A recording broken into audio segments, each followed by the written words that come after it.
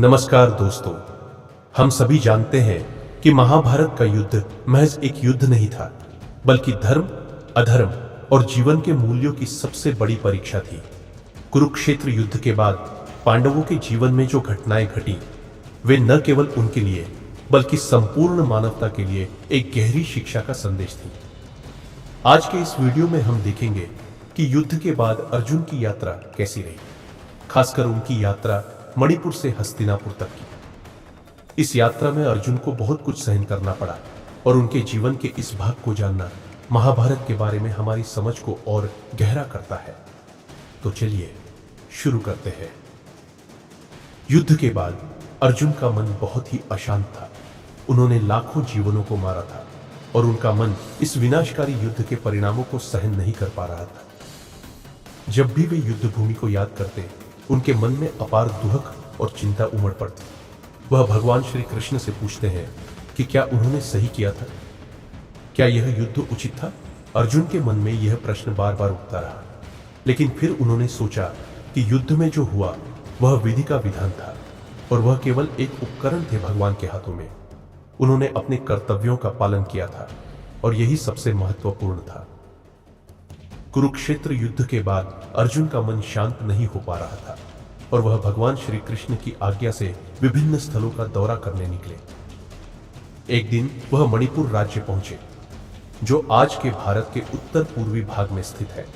मणिपुर की यात्रा एक बहुत ही महत्वपूर्ण अध्याय है अर्जुन के जीवन में। मणिपुर में अर्जुन ने कई कठिनाइयों का सामना किया।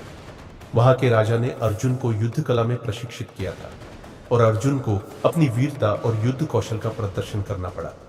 मणिपुर में अर्जुन को न केवल बाहरी शत्रुओं से बल्कि अपने भीतर के शोक और पश्चाताप से भी जूझना पड़ा। मणिपुर में अर्जुन की मुलाकात चंद्रसेन नामक एक वीर और पराक्रमी राजा से हुई। चंद्रसेन मणिपुर का राजा था और अर्जुन से बहुत प्रभावित था। अर्जुन ने उसे युद्ध की नई तकनीकों और शस्त्रों की शिक्षा दी। चंद्रसेन की मदद से अर्जुन ने अपनी शोक मुक्ति की यात्रा को और आगे बढ़ाया। चंद्रसेन और अर्जुन के बीच एक गहरी मित्रता का संबंध बन गया। यह दोस्ती अर्जुन के दिल में शांति लेकर आई। चंद्रसेन ने अर्जुन को यह समझाया कि युद्ध में जितना महत्वपूर्ण शारीरिक कौशल है, उतना ही मानसिक शांति भी आवश्यक है। चंद्रसेन के साथ अर्जुन की यात्रा के दौरान एक दिन एक प्राचीन ऋषि ने अर्जुन को अपने पास बुलाया। यह ऋषि थे महर्षि व्यास। उन्होंने अर्जुन को अपने जीवन के उद्देश्य को समझने की सलाह दी। उन्होंने कहा, अर्जुन, तुमने बहुत से युद्धों में भाग लिया है, लेकिन अब तुम्हें अपनी आत्मा के साथ संवाद करने की आवश्यकता है। तुम अपनी शक्ति का सही उपयोग तभी कर पाओगे जब तुम आत्मबोध की यात्रा पर निकलोगे। इस उपदेश के बाद अर्जुन ने ध्यान लगाना शुरू किया और उन्होंने अपने भीतर के संघर्ष को समझने की कोशिश की। ध्यान के दौरान अर्जुन को यह एहसास हुआ कि उनके भीतर एक गहरी शक्ति है जो उन्हें अपने कर्तव्यों को निभाने के लिए प्रेरित करती है। उन्होंने यह समझा कि अगर उनका मन शांति से भरा रहेगा तो वे और अधिक शक्तिशाली हो सकते हैं। कुछ समय बाद अर्जुन मणिपुर से लौटने का निर्णय लेते हैं और अपने परिवार से मिलने के लिए हस्तिनापुर का मार्ग अपनाते हैं। उनका मन अब शांति से भरा हुआ था और उन्होंने खुद को पूरी तरह से समझ लिया था।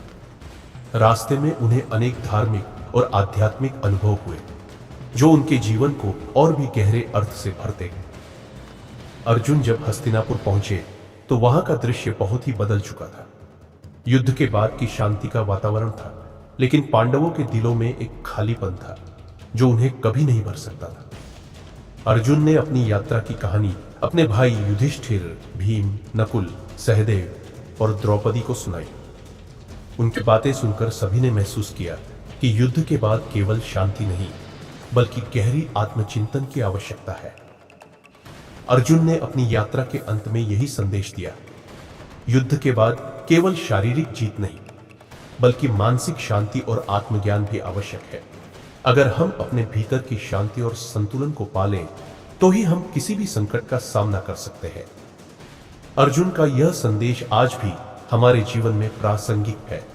युद्ध में मिली जीत एक शारीरिक विजय हो सकती है, लेकिन असली विजय तब होती है जब हम अपने भीतर के शत्रुओं को हराते हैं। यही अर्जुन की यात्रा का असल उद्देश्य था। दोस्तों, अर्जुन की इस यात्रा ने हमें यह सिखाया कि जीवन में शांति, ज्ञान और आत्मविश्वास से बड़ी कोई जीत नहीं है। हमें भी अर्जुन की तरह अपनी कठिनाइयों का सामना करना चाहिए और अपने भीतर की शक्ति को पहचानना चाहिए। उम्मीद है कि आपको आज का यह वीडियो पसंद आया होगा। अगर आपको यह वीडियो अच्छा लगा हो तो कृपया इसे लाइक करें और अपने दोस्तों के साथ शेयर करें। साथ ही हमारे चैनल को सब्सक्राइब करना न भूलें। मिलते हैं अगले वीडियो में। धन्यवाद।